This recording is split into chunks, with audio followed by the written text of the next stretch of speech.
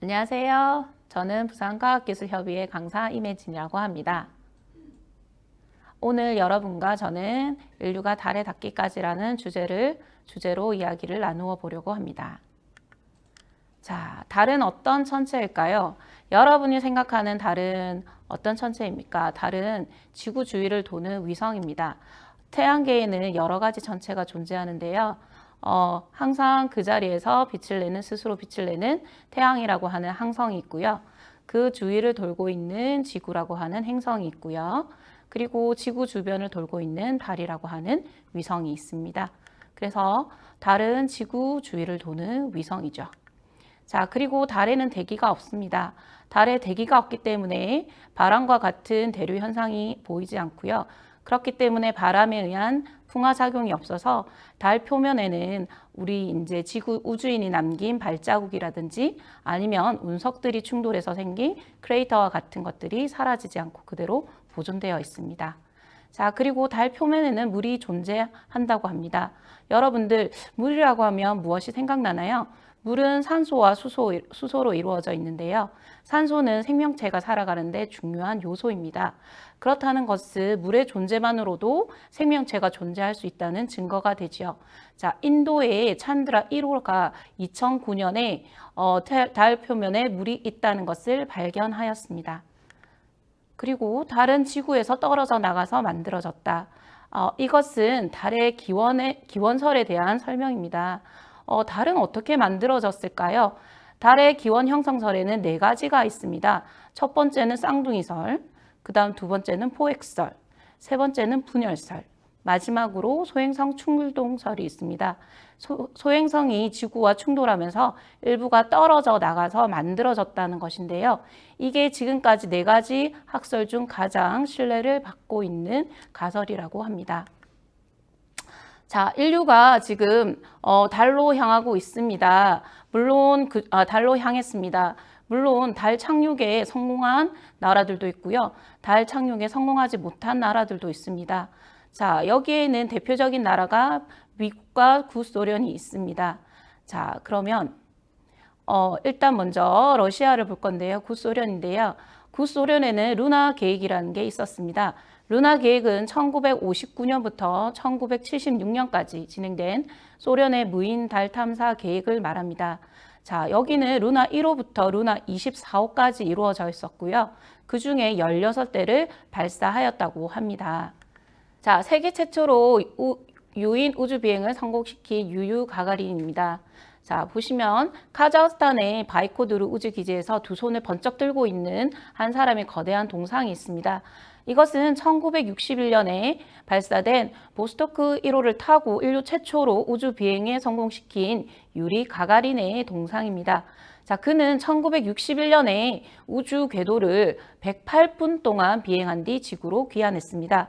자, 그가 우주로 나가서 처음으로 밝힌 감회가 지구는 푸른빛이라고 했습니다. 하지만 이 푸른빛을 보기 위해서 이분은 엄청난 노력을 했습니다. 40회에 달하는 추락 실험을 했고요. 그리고 이 추락 실험이 매 순간 다른 경험이었다고 합니다.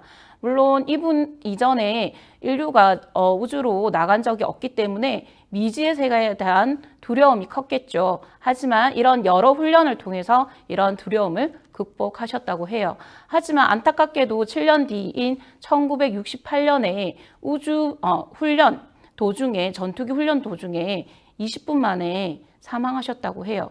그는 우주 비행에 동안 108분 동안 비행을 하셨지만 그가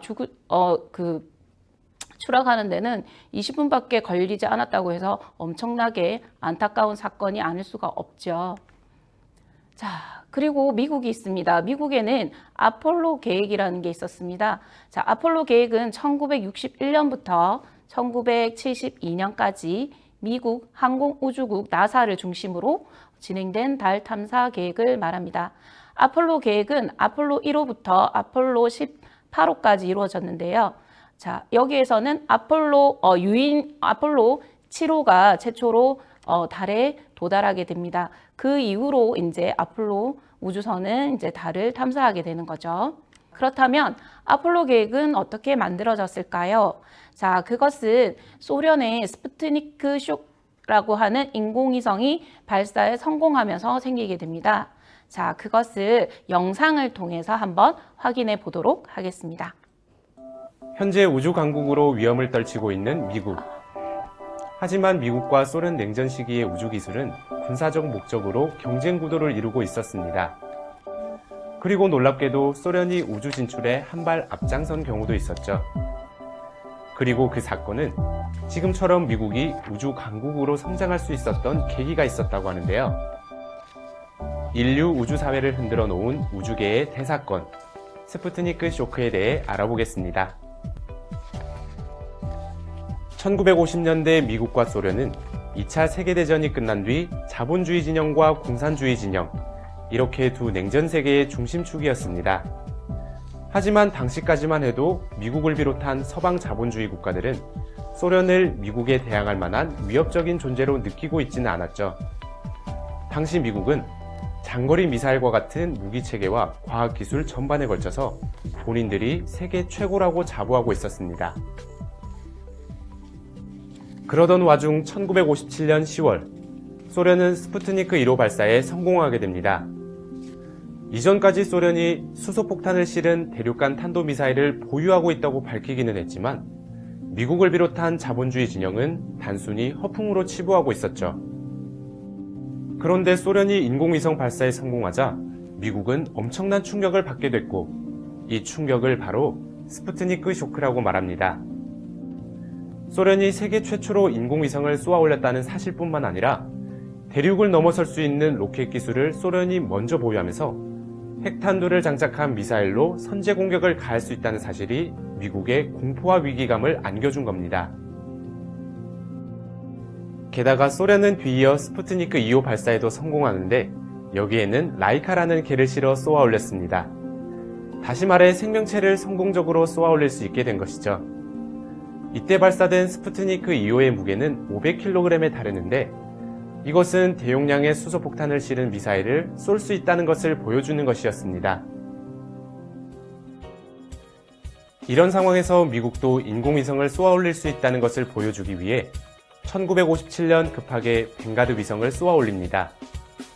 그러나 벵가드는 대기권 진입은커녕 1m 정도 올라간 뒤 폭발하면서 망신만 당하게 되죠. 그러다 1958년 익스플로러 1호의 발사에 성공하면서 미국은 간신히 자존심을 회복하게 됩니다. 하지만 소련은 이에 비웃듯 며칠 뒤 1.3톤짜리 과학탐사 위성 스푸트니크 3호를 발사했는데요. 이렇게 소련이 마음만 먹으면 언제 어디서든 핵무기를 미국에 떨어뜨릴 수 있게 되자 미국은 국가안보에 대해 큰 위협을 느끼게 됩니다. 이후 미국은 전세를 뒤집기 위해 기술 개발에 나서게 되고 이는 우주 개발이나 군비 확장과 관련한 과학기술 분야, 교육 분야 등에서도 다양한 변화를 일으키게 됩니다. 미국은 막대한 투자를 진행했고 이후 소련과의 우주 경쟁에 돌입하게 되며 인류 역사상 가장 위대한 과학 발전 시기를 열어젖히게 됩니다. 이때 대통령 직속 기구인 항공우주국을 발족하기도 했으며 끝내 아폴로 계획을 성공시킨 미국이 유인 달 착륙 경쟁의 승자가 됩니다. 미국이 우주 분야의 절대적인 위치에 오를 수 있었던 스푸트니크 쇼크. 충격에 멈추지 않고 계기를 발판 삼아 투자와 노력 끝에 얻은 결과였습니다. 자, 영상에서 봤듯이 스푸트니크 인공위성이 1, 2, 3호가 잇따라 성공하고 이로 인해서 위협을 받은 미국 케네디 대통령은 우주과학위원회를 소집해서 이제 아폴로 계획을 선언하게 됩니다. 그래서 지금 보시면 1961년과 1962년에 걸쳐서 두 번의 연설을 갖게 되는데요. 이 중에서도 1961년 5월에는 여러 사람들이 조금 의심을 했다고 해요. 왜냐하면은 그 당시에는 우주에만 지금 지구 궤도를 도는 거에만 성공했기 때문에 과연 달로 갈 수 있을까 하는 그런 의심이 있었죠.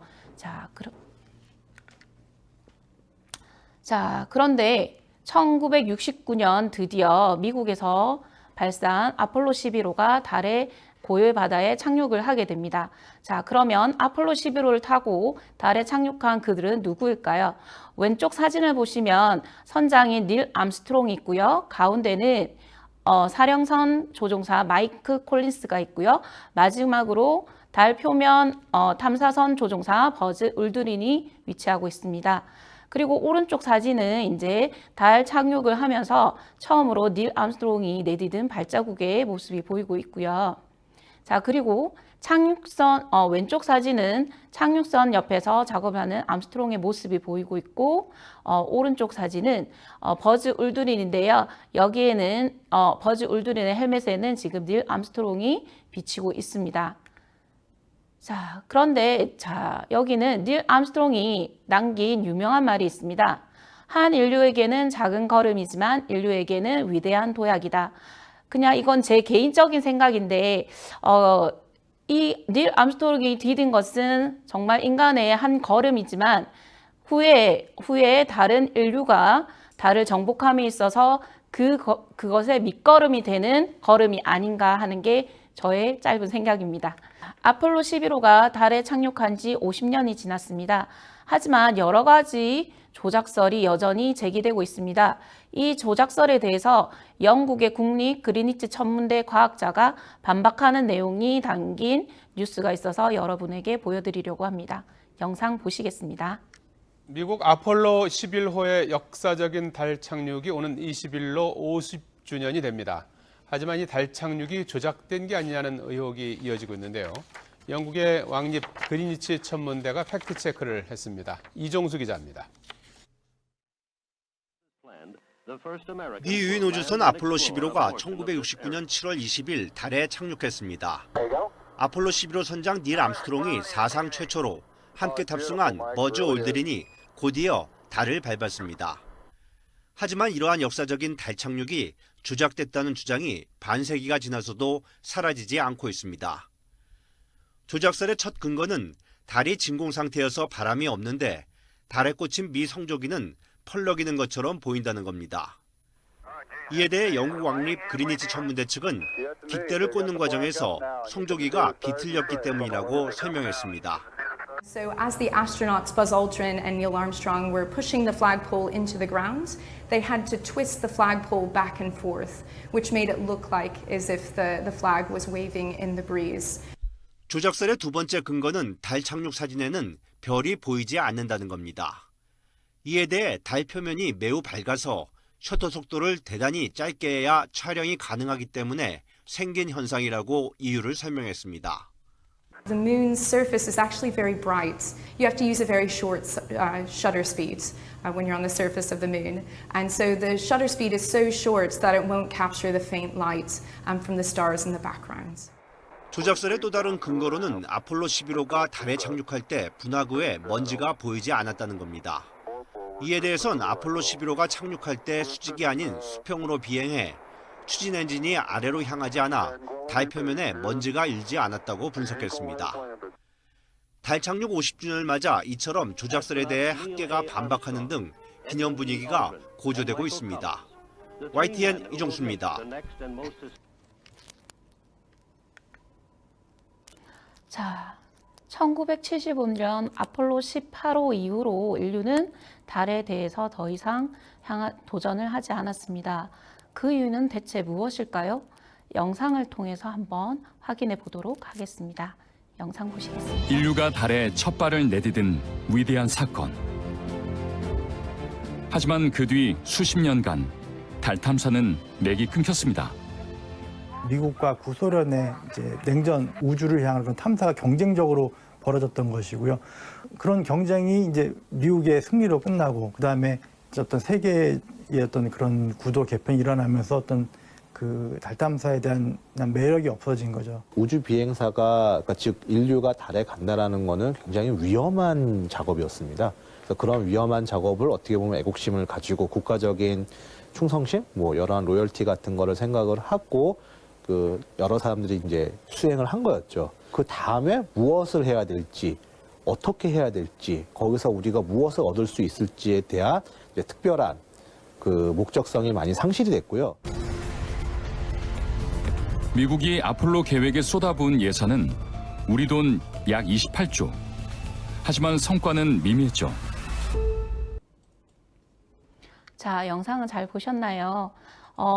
인류가 50년 동안 달에 가지 않은 이유는 미국과 소련의 경쟁 구도가 더 이상 이루어지지 않고 미국의 승리로 끝남으로써 더 이상 달로 향하는 목적의 상실 그리고 우주 비행사들이 겪을 위험성 등을 고려했을 때 더 이상 달로 보내지 않게 되었습니다.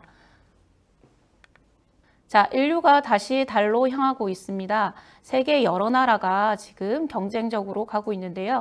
그 이유는 달을 전초 기지로 하여서 더 깊은 우주, 심우주를 향해서 그 전초 기지를 마련하기 위함입니다. 자, 그러면 이것을 영상을 통해서 세계의 달 탐사 경쟁을 확인하도록 하겠습니다. 영상 보시겠습니다. 우리 시간으로 오는 21일은 인류가 달에 착륙한 지 50주년이 되는 날인데요. 최근 미국과 중국은 물론 인도까지 세계가 다시 달 탐사에 뛰어들고 있습니다. 김수근 기자입니다. 반세기 전 거의 불가능할 것이라는 우려 속에 시작된 달 탐사 프로그램은 지난 1969년 7월 21일 아폴로 11호의 닐 암스트롱이 인류 최초의 발자국을 달에 남기며 그 정점을 찍었습니다. That's one small step for man, one giant leap for mankind.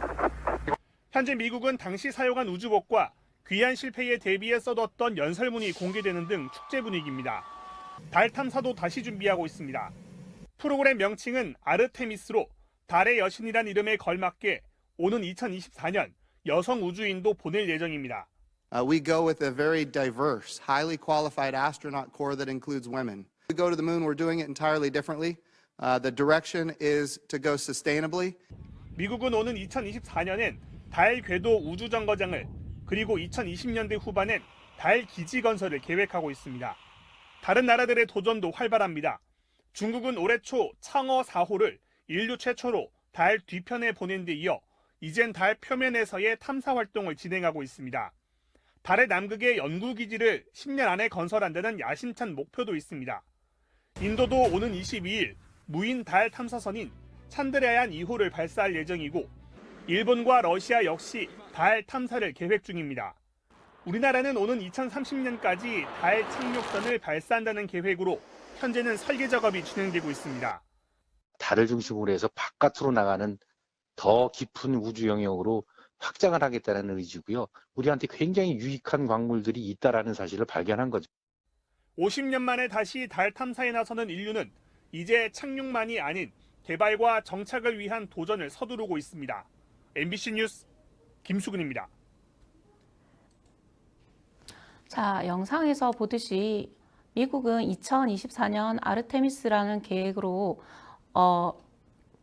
달의 국제 우주 정거장 루나 게이트라고 하는 우주 정거장을 만들 계획이고요. 그 다음에 중국은 2019년에 세계 최초로 달의 뒷면에 착륙을 시켰고요.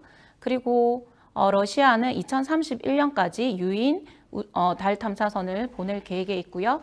그리고 유럽 같은 경우는 문 빌리지라고 하는 기지를 2040년까지 완공할 계획입니다. 저희 나라도 2030년까지 달 탐사선을 보낼 계획을 하고 있습니다. 자, 중국입니다. 중국은 창어 계획이라고 하는데요. 자, 이것은 중화인민공화국의 달 탐사 계획입니다. 최종 목표는 달에 장기간 체제하면서 탐사하는 것인데요. 2003년에 정식으로 시작되었습니다. 자, 달의 여신 상하의 이름에서 따왔다고 합니다. 자, 창어 3호가 있는데요. 창어 3호는 2013년에 발사되었고요. 세계 세 번째로 달에 착륙하게 됩니다. 그리고 창어 4호는 2019년에 세계 최초로 달 뒷면에 착륙하게 되고요. 그 다음에 창어 5호는 2020년 11월 24일 날 발사되었고 세계 세 번째로 달의 토양을 채취해서 지구로 귀환하였습니다. 자, 인도는 찬드라 1호와 찬드라 2호가 있는데요. 찬드라 1호는 2009년 9월 26일 날 달 표면에 물이 있다는 것을 발견하였고요. 찬드라 2호는 2019년에 발사되어서 달의 북극 사진을 보내왔지만 착륙에는 실패하였다고 합니다. 자, 일본은 2007년 9월 다네가시마 우주센터에서 가구야라고 하는 달 탐사선을 쏘아 올렸습니다. 발사 당시에는 아폴로 계획 이후로 인류 최대의 달 탐사 계획이라고 했고요. 일본에서는 최초의 달 탐사 계획이었습니다. 그리고 세계 최초로 달 전체를 상세하게 고선명 비디오로 촬영해서 이것을 바탕으로 달 전체의 3D 지도를 작성하였습니다. 자, 미국의 아르테미스 계획입니다. 2017년부터 진행이 되었고요. 미국의 나사, 그리고 유럽 우주국, 그리고 일본의 자사, 그리고 로스코스모스 등 여러 나라가 함께 하는 우주 계획이고요. 우주 탐사 계획이고요. 2024년까지 최초의 여성 우주인을 달로 보낼 계획이고요. 그리고 우주 기지국과 함께 루나 게이트라고 하는 우주 정거장을 만들 계획을 하고 있습니다. 자, 이 계획의 이름은 아폴로네의 쌍둥이 누이이자 달의 여신인 아르테미스에서 따온 이름이고요. 이 아르테미스 계획은 달에 착륙 외에도 유인 달 기지를 건설하는 것 외에도 달 우주 국제 정거장을 만드는 것을 포함하고 있고요. 이것을 계기로 화성을 넘어서 더 깊은 우주까지 탐사하는 것을 계획하고 있습니다. 자, 그리고요, 루나 게이트웨이인데요. 이것은 원래는 2028년까지 계획되어 있었지만 4년이 당겨져서 2024년에 완공되기로 되었습니다. 계획이 조정이 되었고요. 4년 당겨지다 보니까 아무래도 계획이 조금 더 축소화되었습니다. 그래서 우주인이 거주하는 공간과 태양광 발전 모듈 이 핵심 부분만 하게 되었고요. 여기에서 지구에서 오는 탐사선과 그리고 달 표면을 탐사하는 탐사선이 결합하게 되는 것입니다. 자, 그렇다면 인류는 왜 굳이 다시 달로 가게 될까요? 첫 번째는 화성 탐사 등 더 깊은 우주 기지로 떠나는 중간 기지 역할을 달이 할 수 있기 때문입니다. 자, 지구에서 달로 가는 데는 하루 이틀밖에 걸리지 않는데요. 달에서 화성으로 가는 거는 지구에서 화성으로 가는 것보다 4배 이상 빠르다고 합니다. 그래서 이 달이 그 중간 기지 역할을 하면 더 빨리 우리가 화성에 닿기 때문에 필요하죠. 그리고 인류의 에너지를 해결할 수 있는 대안으로 부상한 헬륨-3가 있는데요. 헬륨-3는 헬륨보다 가볍고 안정합니다.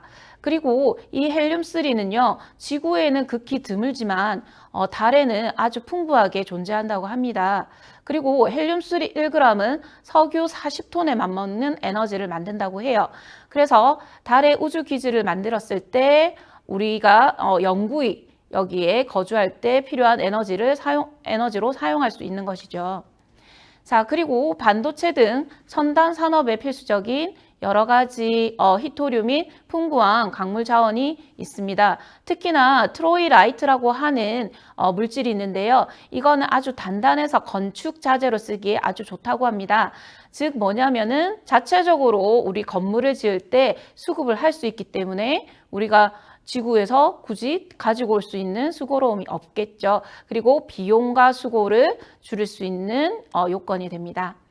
자, 그리고요, 훼손되지 않는 우주 탐구의 역사인데요.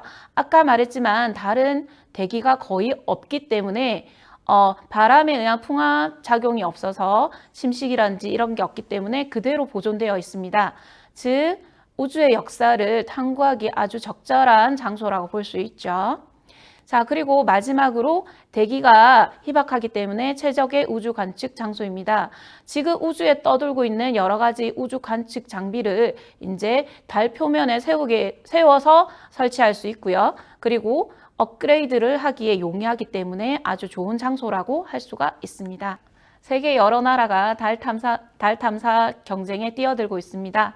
저희 나라도 달 탐사선을 2016년부터 자력으로 달 탐사선을 만들려고 하고 있고 2030년에는 달 착륙선을 보낼 계획을 하고 있습니다. 자, 이것은 우주 기술에 한 단계 더 발전된 것이고요. 그리고 우리나라의 자긍심을 높이는데 큰 역할을 할 것이라고 생각하고 있습니다. 자, 지금까지 인류가 달에 닿기까지라는 주제로 여러분과 함께 강의를 진행하였습니다. 이상으로 마치도록 하겠습니다. 감사합니다.